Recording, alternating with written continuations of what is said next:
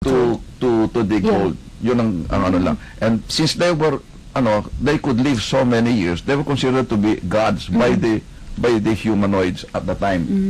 Ganun ang sabi ni Sitchin. Okay. So merong parang connection nung question niya. Yes, dito sa kanyang. Right. Okay. So what happens now? But before we forget, merong konferensya. We will repeat this, mamaya. There's going to be a UFO conference. Paki-announce pa ngayon. We'll repeat it, mamaya. Yes, ito po ay gaganapin sa October 16th.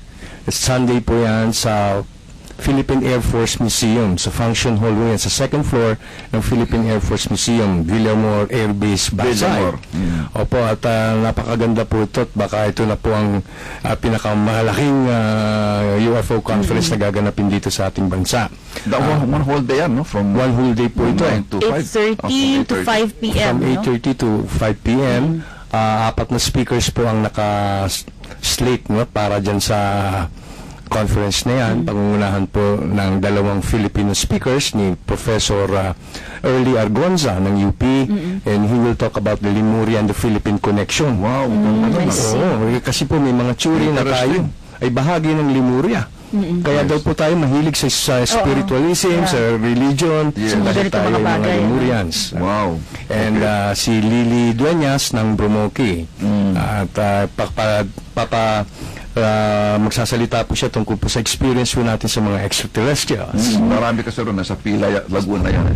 Brotherhood of Mother's Kids. Yes. At meron po rin dalawa tayong mga foreign speakers, isa po taga Netherlands. Ito po siya si Gerard Artsen, na ang kanyang pinag-aaralan na yung mga naging encounters naman ni George Adamski. Well, for the listeners, information, si George Adamski, one of the first to write of abduction. He claims to have been abducted by UFOs, by ETs, and sent to different galaxies, hindi lang isa, at matagal siyang nawala. Pinagtawanan siya ng una, at sabi si Rara Ulo, no? But later on, people began to realize that he was serious and he was not really crazy. There are some evidences na talaga nagkaroon ng abduction. Physically nawala siya? Physically nawala siya. Gaano katagal? I can't remember. Do you remember how long? No, not exactly. I have read Adamski's book before, no, a long time ago. Most of this hindi ko matandaan. What I know is a very interesting book. Kanya lang, it was being debunked by some people. Pero now, there is a revival of interest in Adamski. Yes, kasi pinaniniwalaan din na siya ay isang alien. Na lumalabas na yung mga ganitong theory na siya isang alien na pinanganak dito sa ating daigdig upang iprepara o ihanda ang katauhan. My gosh, hindi ko alam yun bago yung informasyon. Kaya yun din ang expound ng isang ating speaker. At isa naman nating speaker ay magsasalita tungkol sa exopolitics. Dito natin malalaman. Ano gusto na exopolitics? Yung link ng UFOs sa politics. Talaga? May gano'n, kung bakit ito ay hindi pinalalaganap at kung bakit ito sinisikil, gaya kanina kung bakit tinatago ng NASA. Dito natin malalaman kung ano ang ilan sa mga dahilan. I think, Charmaine, they are talking about the conspiracy theory. Yes. There is a conspiracy theory. Yes. So ito magiging interesting. Wow, very interesting ito. I hope that a lot of people will get curious about this. It's not too expensive. It's 500 pesos for the whole. Yes, not only that, sir. Free lunch. May free lunch pa yan? Yes, it has. We offer free lunch. 500 AM and PM snacks. So, tatlong meals po yun sa 500 po.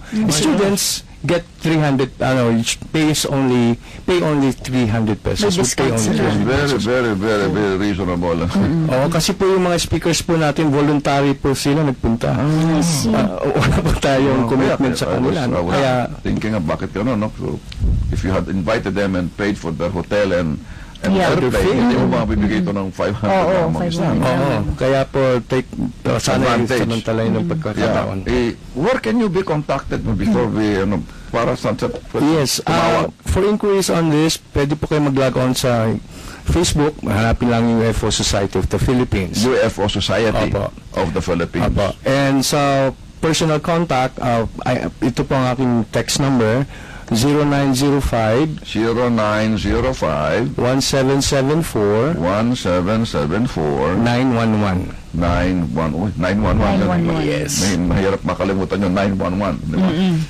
September 11. No, October 16 po. Yes, yes, 911. Sorry. Pero baka makonfuse na yung mga... Kasi that's the Twin Tower. Yes, 9/11. Okay. So, where do we go from here? Itong mga how is this accepted now compared to say 10 years, 20 or 20 years ago or when you started? Anong developments ang nangyari sa iyo or other people about it? Kasi noon, meron si Colonel Segura. I lost contact with him. I don't know where he is. Si Colonel Segura is a colonel in the PC before, no? Alright. Constabulary. And he's a historian. Yeah. He's a colonel.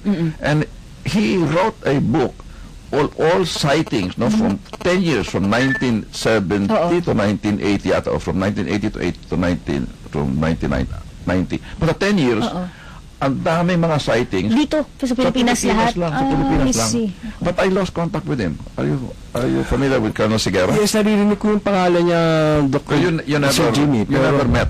We have never met. Oh, sayang. And in-expect ka namin during one of the gatherings before, na Nandun siya or mag-appeal siya, something. pero hindi ko namin siya na ano. Baka, Wala na siya, parang bula, no? hopefully, second conference. And sila Chiki Almeida. Wala na ko rin. I have no more contact with them. So, ang progress po, Sir Jimmy, gaya nga nang nabanggit natin kanina off the air, kung paano ako, I was so confused.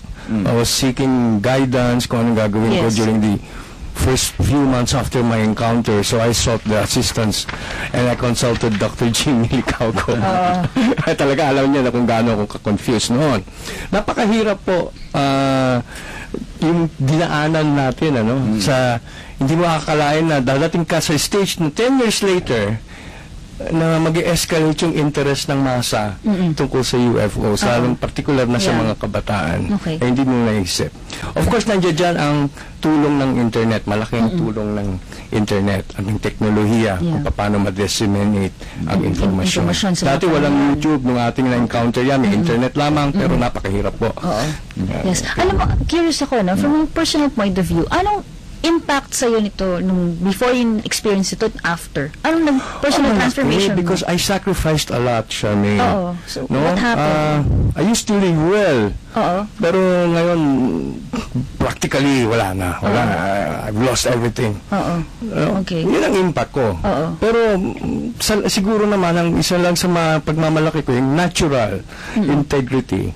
Siguro sa ka-level ng aking economic status ko. Oo. Pero nandito naman ako na nai-interview ng ninyo rito, dito sa himpilan na to. Siguro sa level ng economic status ko, siguro walang i-interview na tulad ko. But psychologically, So natural integrity Yes. lang ang aking puhunan para dito. But Tony, psychologically, before the experience and after the experience, anong naging transformation mo, yung beliefs mo, yung thinking mo, yung... I was changed? transformed practically almost 100%. You were a different person kasi after the experience? there are times na magkakaroon ako ng episode sa aking buhay na iniisip ko,